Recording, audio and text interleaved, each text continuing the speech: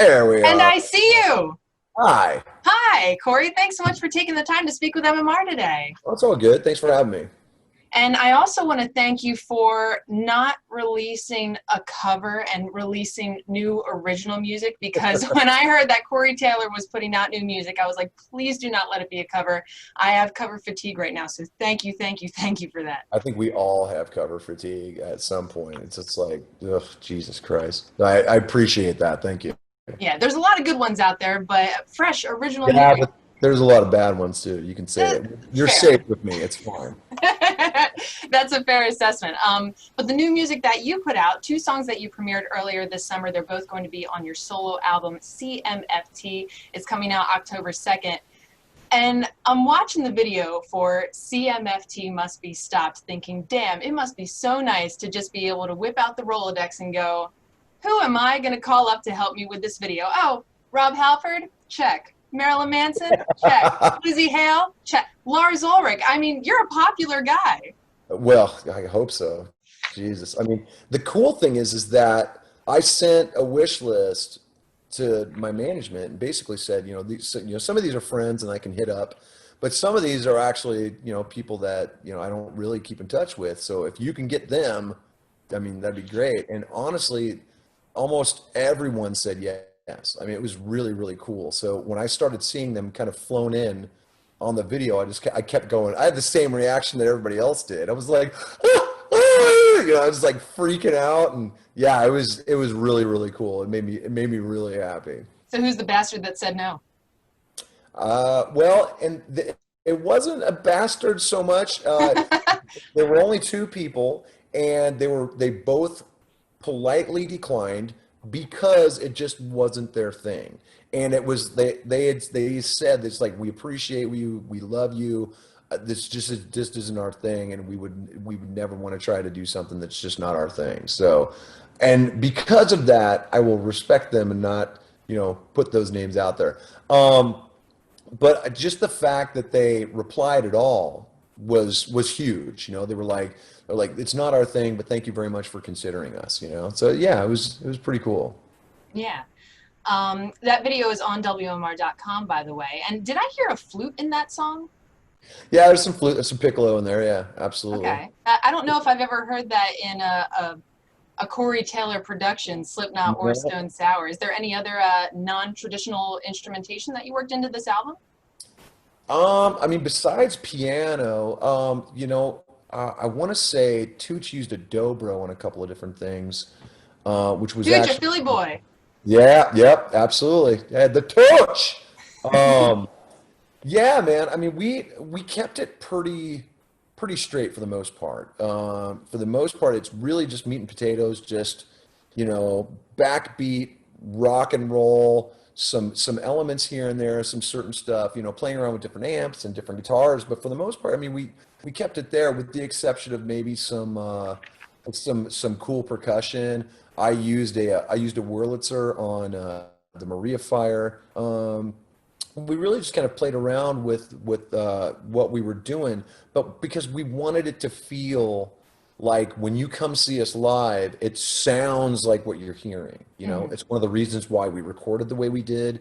It's one of the reasons why we didn't keep it sparse, but we kept it lush in that real organic sense. So, yeah, I mean, it was, when we added little things here and there, but it was never overdone. It was always just for like slight ear candy, Mhm. and it really came off really well. There's such a great spirit to this album that, yeah, it's gonna really come off great.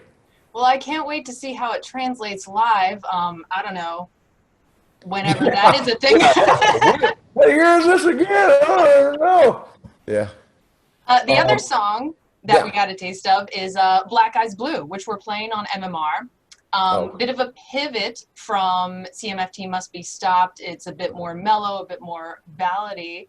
And, with these two songs that sound so different as the first taste of this album, is it fair to say that it's going to be a very eclectic sounding album? yeah. No, absolutely. It's very diverse. And it's crazy too because you would think that these two songs are actually two ends of the spectrum, but they're not actually.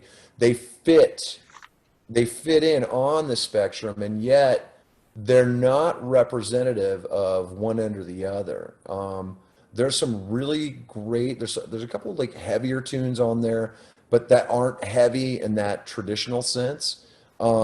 There are some stuff that is even more mellow than Black Eyes Blue, but not in a way that you would expect. It's very, very cool. But the thing that ties them all together is that real sense of old school rock and roll, where you can really hear decades in there. You can hear flavors in there. You can hear hints of, the like style blending when people used to do it back in the day, when they would take something like like basic jazz chords and turn it into almost like a lament and then have it just turn into like this uh big brash kind of rock song.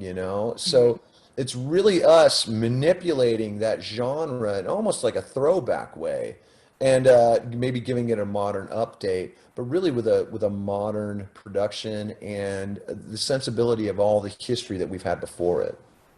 So why not do this with Stone Sour? Why release it as just Corey Taylor? Um, Largely because some of these songs were songs that I'd offered to them, and they didn't want to use them.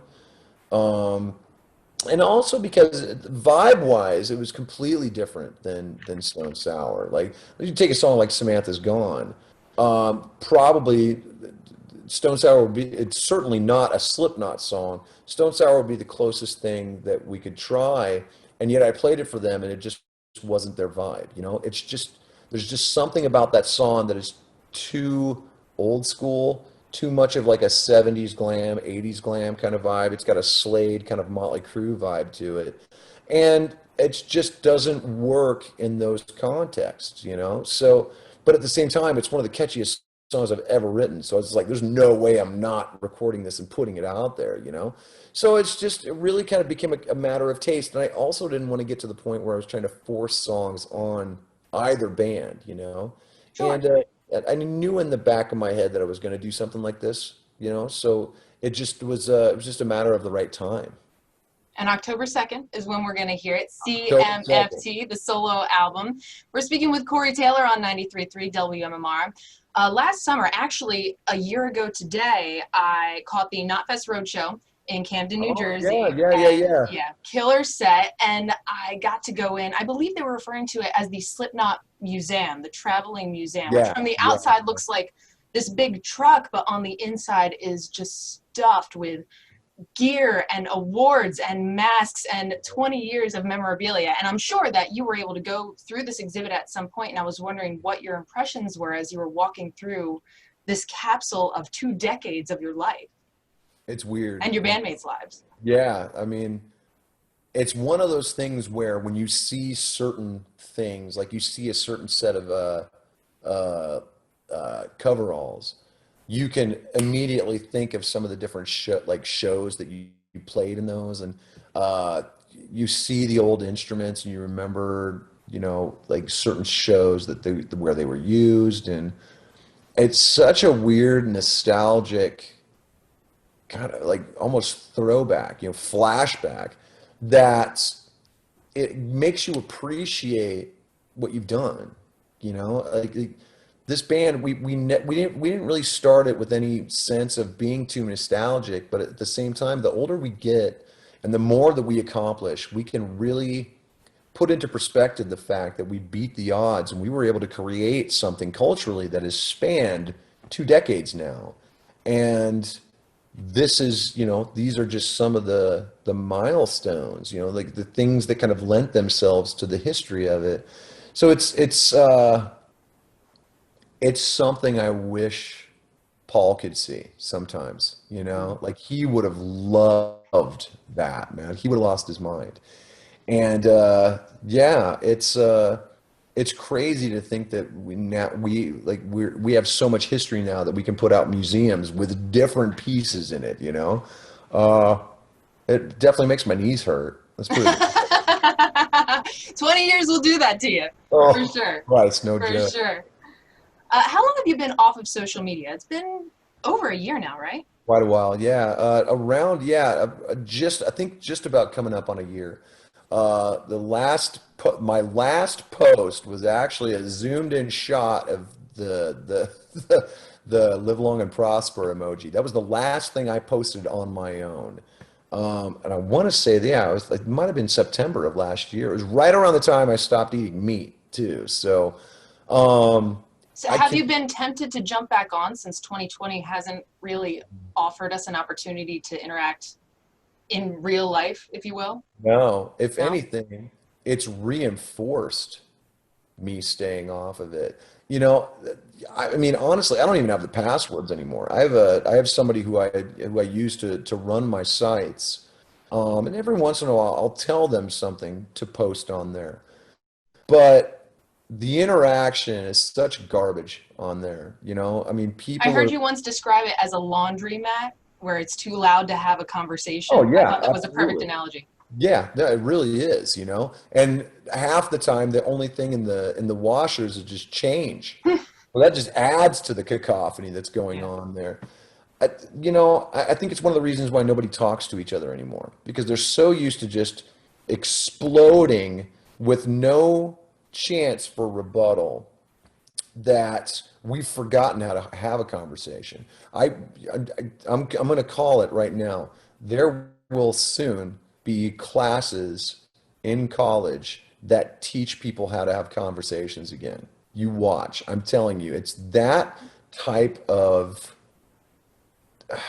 retrograde destruction of the way we communicate that is forcing people into these places where they feel like they have no room but what they believe, Mhm. and that we're constantly just doing this. Whereas in the past, we could have differences of opinion, but depending on what your mindset, your mentality, your just who you were as a person Mhm. would kind of create how you were in a conversation. You could have a conversation and a difference of opinion, and people wouldn't pile on you. People wouldn't Right. troll you. People wouldn't push you into corners. People wouldn't get violent. People wouldn't get destructive. And that to me, I think that's the thing that social media has killed. For something called social media, it's not really social, is it? It's really not. It's really, there's definitely a difference between having a conversation and just screaming into the void, which is what Twitter especially, I can't handle it sometimes. Oh, yeah, it's a dumpster fire. Yeah. Yeah. Before I let you go, I want to ask about your lovely wife, Alicia. I know that she's in a troupe called the Cherry Bombs, who I Yes. really want to see these ladies perform live. First of all, were they the crew that were in the CMFT video? Yes, they were. Yeah, absolutely. Yeah. She actually started that 7 years ago. She's the director of the Cherry Bombs. And I knew that I wanted that element in the video, and what better person to use than my red-haired dragon, because she's blowing fire in there too, man. Like it's Right. really, I was about to say, for yeah, those who don't know, there's uh, aerialist acts and fire breathing and pole and dancing. And I'm wondering, she's got to have these tools laying around the house to practice, right? So we keep have them you in the tried any casino. of this? Please tell me you've tried Oh at least the God, no! fire Oh breathing. no, no, no! I'm No? not. No, because I'm. She keeps threatening to try and train me to do that stuff, and I keep telling her, I'm like, babe, I'm a singer.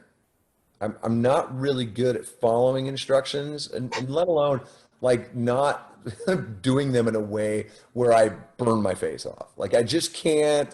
Like You're no stranger to pyro. Come on. yeah, but I'm also not standing right on top of it. I, Fair. you know, there's a part of me that was like, you know what, maybe someday I could learn how to spin it on like the poi, like the fire poi, because Mhm. she's really good at that too, man. Like she's just good at everything. But maybe someday, but I leave all the cool stuff to her, and I just kind of, I just play guitar.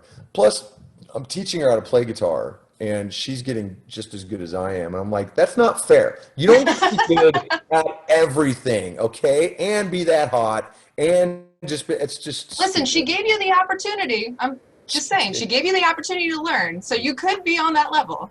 Oh, yeah. Now you're making me rethink my decision here.